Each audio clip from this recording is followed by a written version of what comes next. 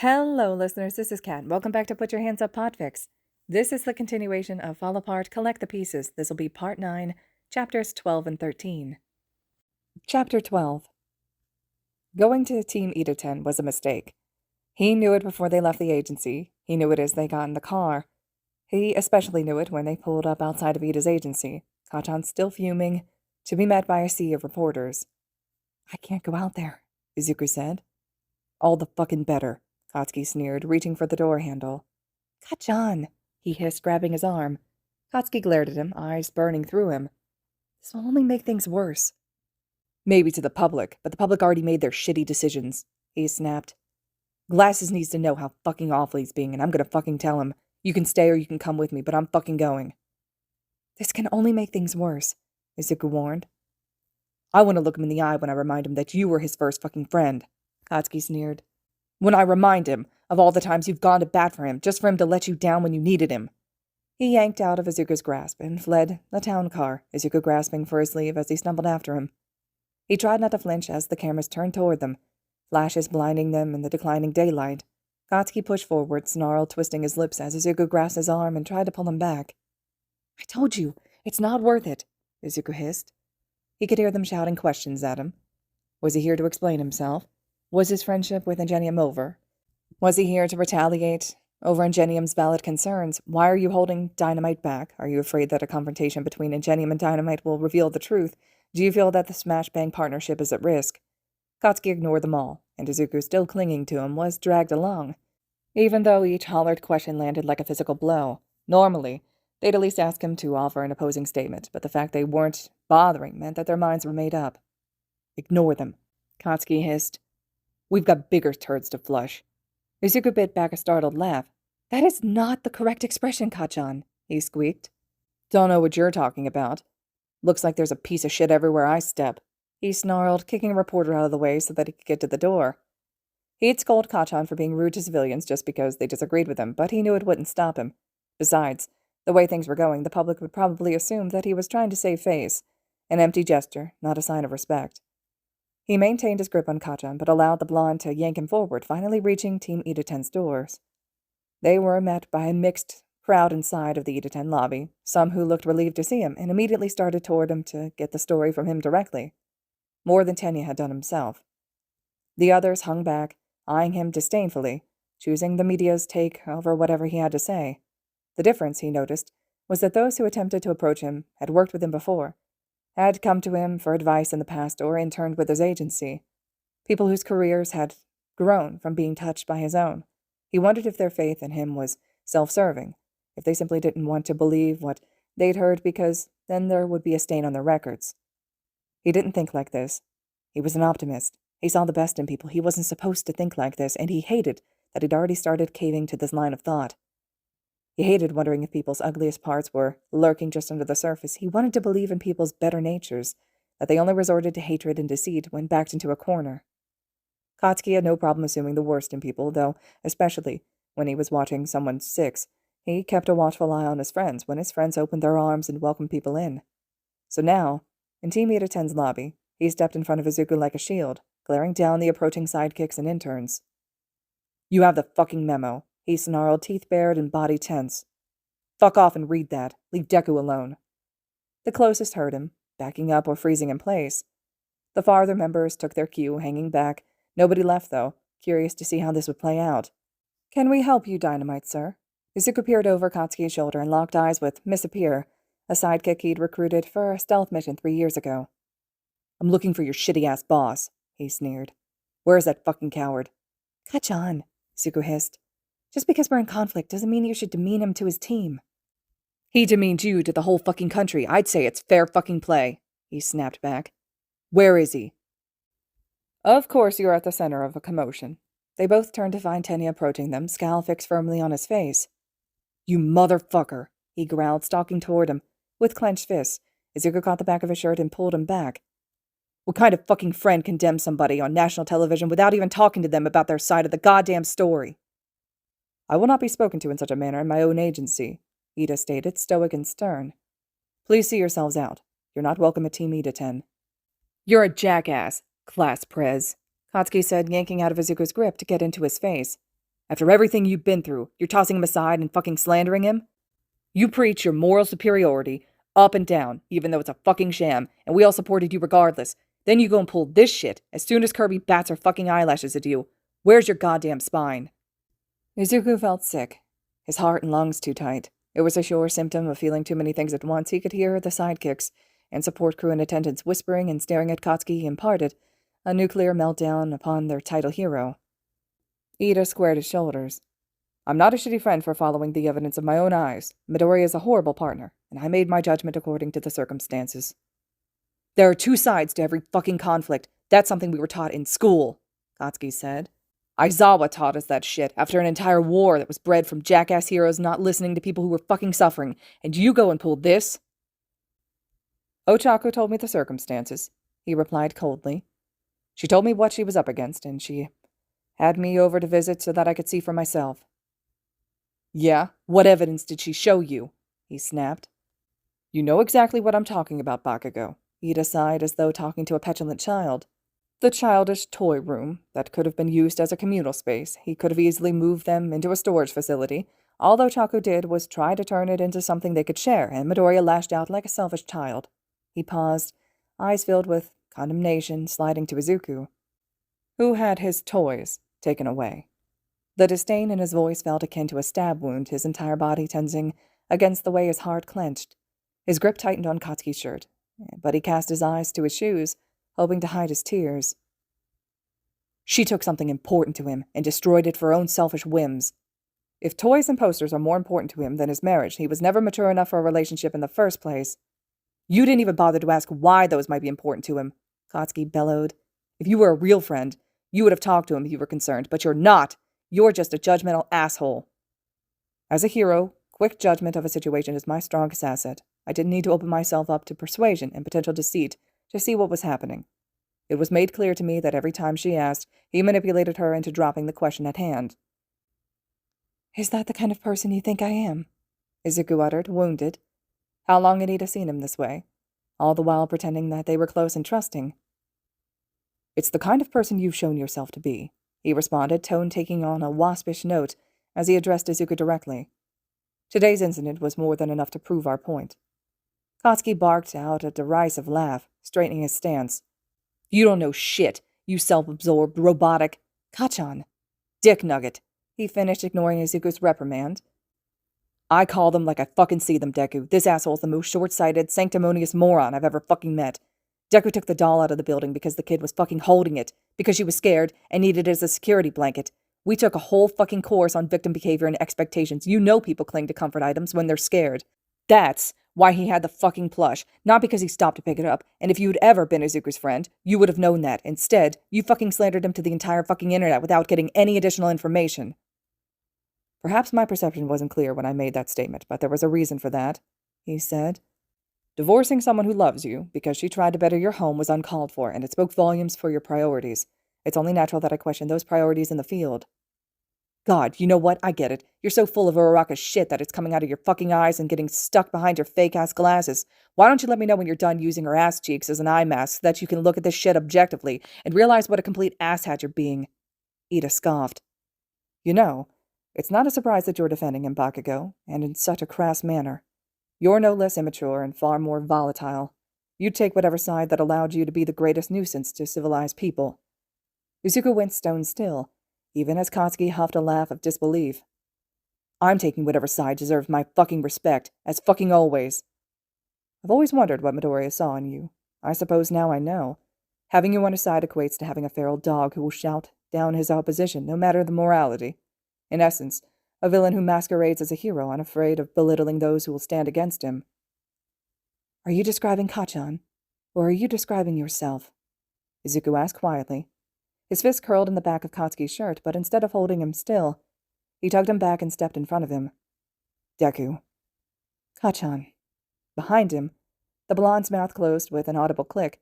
Izuku's eyes didn't leave his new target, blood burning in his veins.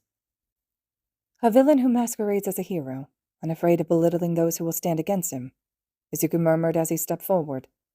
To be clear, you are the same hero who tried to murder a villain before you got your provisional license, aren't you? I was a student, and I learned from that incident I can't say the same for you, Ida scowled. Furthermore, that incident is under a gag order. That expired 2 years ago, Izuku replied. Ida paled. I'd never use that against you, though. You were going through horrible shit at the time. I just think it's hypocritical to say that Kachan has a villainous disposition when you've committed actual villainy, don't you? You're out of line. I'm not, he snapped. I've been beside you through all of the actual fuck-ups, like the time that you scolded a victim for distracting you while she was having a panic attack. She was impeding. She was a victim. She was scared and frozen, and you berated her instead of calling for backup to escort her out of the danger zone. What kind of hero has so little regard for the people they're supposed to protect? He snapped, shoving Ida back, reveling in the startled yelp and uncoordinated stumble. But I was there for you, and I helped you with your PR because I believed in you. When people came after you for something that was actually your fault, I organized an entire public safety campaign to outline how civilians should act in a crisis to keep them safe and to keep you working. I deserved the same fucking consideration, and you know it. But you're Ingenium, and you can do no fucking wrong, right? So instead of admitting that you made a mistake, instead of considering that you might have hurt a friend without hearing their perspective, you're doubling down by... What did you say? Oh, yeah, by belittling those who stand against you, he bellowed, shoving him back again. You're now engaging in an assault, Ida hissed, holding his arms out in front of him, placating to anyone who couldn't hear them and condescending to those who could. If you don't leave the premises willingly, I'll have you removed. You're a coward, you're a horrible friend, and you're an average hero at best, he hissed, smacking his hands away. I hope someone treats you the way Ochako treated me, he snarled, fully in Ida's face, fist curling threateningly in the collar of his shirt. And when you figure what that means, I hope that you have friends like you that let you down instead of friends like Kachan who stand by you, because you don't deserve people like him, you fucking... Katsuki took him by the shoulders and yanked him back, placing himself between them. Are you fucking nuts? He hissed gently, steering him back. You fucking moron, you were supposed to hold me back, not make it worse. He gestured to the paparazzi outside the window with his chin, cameras flashing brightly as they took in Izuku's aggression. He didn't care, at least not enough to back down. You're fucking deranged if you think I'm going to let some subpar jackass talk about you like that. It's not about me, he barked. Stop making shit about me, this is about you. We came here to tell this asshole that he's being an asshole, not to give Stalkerazzi more shit against you. Like it'll make a difference, he said. Thanks to them, the public made up their minds. I can stand up for my partner when some barely relevant asshole takes shots at you, though. My rep isn't the one on the line, stupid, he said, shaking him gently. I don't care about my rep. I care about what's right, no matter the consequences, he declared. All I owe them is their safety. I don't owe them my principles. He turned to Ida, scowling. Don't worry about my judgment in the field, Ida. I'm taking a leave of absence. Don't bother fucking trying to contact me. I'm officially giving up on you. I'm not the disappointment in the situation, Midoriya. Not in this situation, no. Izuku shot back, heart bleeding despite his utter fury. Just in general, and as a whole. As a friend, and as a hero. Katsuki tugged him back again, shielding him from whatever Ida was preparing himself to say. Somehow, with Katsuki protecting him, even just standing in front of him, he felt safe enough to crumble. His lip trembled, eyes watering as Kachan's frame hid him from Ida's disparaging glare. Talk shit without knowing all the facts again, and I'll fucking shower the media with your receipts, glasses, Katsuki warned, already pulling Izuku toward the door. You can't use Deku as a shield for your bullshit anymore, so watch your goddamn step or enjoy the consequences. Are you threatening me? He snarled. You fucking bet I am. Katsuki grinned, dark and menacing. Have fun, learning how mediocre you are without him. With that, Katsuki steered him back out the door, strategically placing himself between Izuku and the cameras as he moved back toward their car. The remaining pieces of his heart were crushed as they moved through the crowd, his pitiful but unavoidable sniffles overshadowed by camera shutters and hollered questions. One reporter stood out, words cutting into him. Don't listen to her, nerd, Katsuki said, pushing past her. It was too late, though. It rang in her ears, weighing so heavy that his knees went weak. Deku!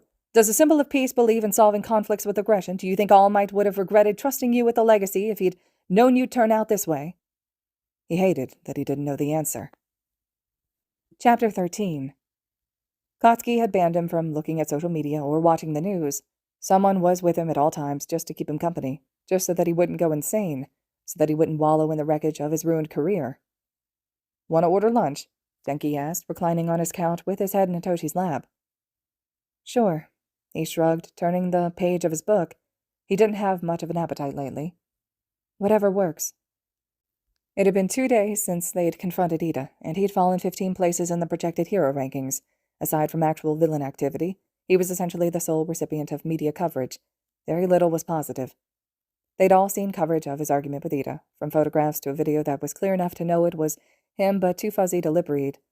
The world had seen him shove Ida back, they'd seen Ida put his hands up and surrender, then they'd seen Izuku knock his hands aside and hold him by the collar of his shirt, menacing as he yelled in his face. They'd seen it all without context, too.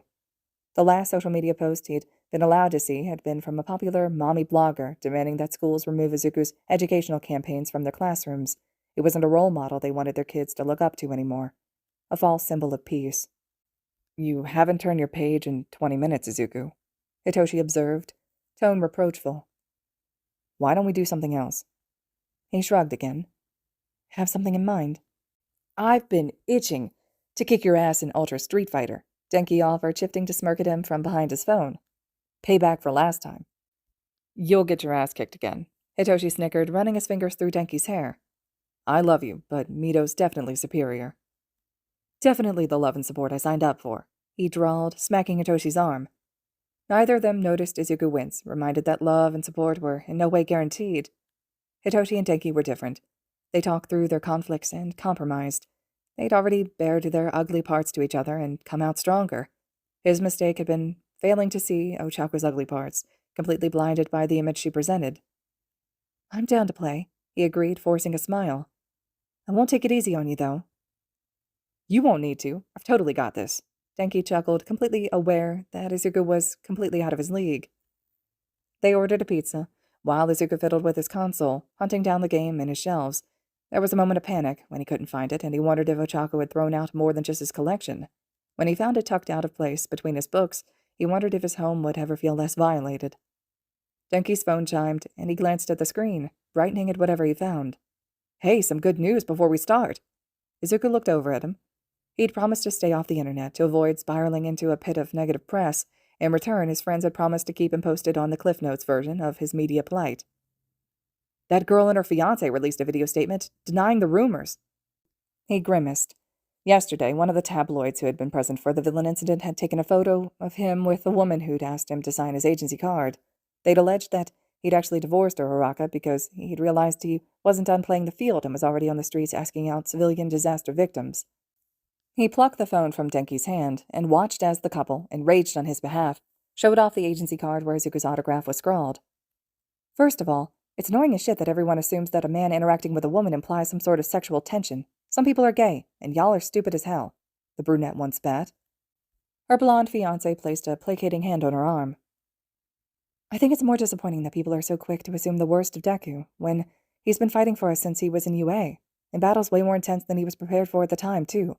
We just can't believe that he's the kind of guy who would recklessly throw away his relationship, intentionally hurt someone he loved, for something trivial." He was happy that they believed in him, and while he doubted the video would get much traction, he was at least grateful that they'd spoken up. His team had reposted the video, as had most of his friends, including Shoto and Sue. They were respectfully keeping their distance, but showing support as best they could without direct instructions. "Well, that's good," he murmured. He noticed that the next item in the feed was a repost of the building collapse where the mother had slapped him across the face and screamed that he'd killed her daughter. That was still outpacing any positive press by miles. He handed the phone back. He'd made a promise. "It'll get better, dude," Denki promised. He smiled tightly. It might, but it would take time, and now the seed of doubt was sown. Those were hard to uproot. He was willing to bet that half the people who had seen their video were speculating that he'd paid them off. It's not like it was unheard of for public figures to attempt to pay their problems away. "Let's just—" "Yeah," he muttered, picking up the controller. "Dibs on All Might." "You always play All Might," Denki whined, pivoting fast to match the mood. Izuku shot him a grateful glance. He had some amazing friends. "Because I'm the only one who deserves him," he joked. He ignored the flash of doubt that went through him. He should be allowed to joke about video game avatars without wondering if All Might would be ashamed of his legacy. Mina came over 3 hours later, since Hitoshi had to start his patrol, and Denki was an amazing friend but rated very high on the extrovert scale. "Aw, you had pizza without me," she whined, flopping across Izuku's lap. "Boo." "Blame Denki," he chuckled, shifting so that he could keep playing. "But if you want, we can order from that new American place. It looked like it had some stuff that's up your alley." Sounds great, she grinned, ruffling his hair. Maybe in a couple hours, I want to play winner. You mean you want to play me? Izuku teased. Denki kicked his foot. I beat you on round 2, he protested. Because Hitoshi took pity on you and misused his quirk. Sounds like you two have been having fun, Mina smiled. After we both kicked Denki's ass, we should watch some of those cool, old-school action flicks. Sure, he said, smiling back. Mina was one of those people who made it easy to smile. She had gone above and beyond to be there for him, only outmatched by Kachan, who was there for every single moment that he wasn't on patrol, including his meal breaks. She was loud and extroverted, but in a way that formed a protective bubble for the people who weren't as high energy, and lately, Izuku was anything but high energy. Denki's phone went off again, but he wasn't alone. Izuku and Mina's phones went off too, and they all recognized the alert. The Commission emergency alert system wasn't new, but it was far more well-utilized than it had been in the past. Before, heroes had been dead set on handling crises alone, for the sake of their own image. Now there was a heavy reliance on collaboration, which improved civilian protection and decreased property damage. It also ensured that more heroes came home in one piece. Still, to signal off-duty heroes for assistance, something must have gone drastically wrong. Izuku pulled out his phone, dread pulling in his gut. Commission emergency alert. Type, villain attack. Urgency, red. Description, simultaneous wide-scale coordinated attacks. High damage risk, high civilian risk. 2 hero casualties. All on call and off-duty heroes report to dispatch for the nearest incident. Mina stood without another word, and Izuku stood to follow, striding to his bedroom for his backup costume as he called into dispatch. Deku reporting in for red alert, he said as soon as his call was answered. Deku, the dispatcher greeted him. We need you to come in. He frowned, stopping in his tracks. I thought all heroes were being dispatched to attack sites. You're the exception, she replied. According to the notes, you're noted as a civilian resistance risk. Also, she choked on the words. A villain was captured before the alert went out, she explained. You need to come in to help divert heroes to attack sites. The villains in question are using your notes to stage the attack. His stomach dropped to his knees, blood rushing to his ears. This was his fault. I'll be there as fast as I can. All right, listeners, this concludes Chapter 13 of Fall Apart, Collect the Pieces. Chapter 14 will be next. I hope you all have enjoyed this chapter set. Let me know your reactions to Ida and Izuku's confrontation. I really like some of the commentary from Bakugo in that chapter, but I also definitely think that a lot of the things that Izuku said as well were 100% needed. As always, though, I love your all's amazing support, and thank you so much for listening.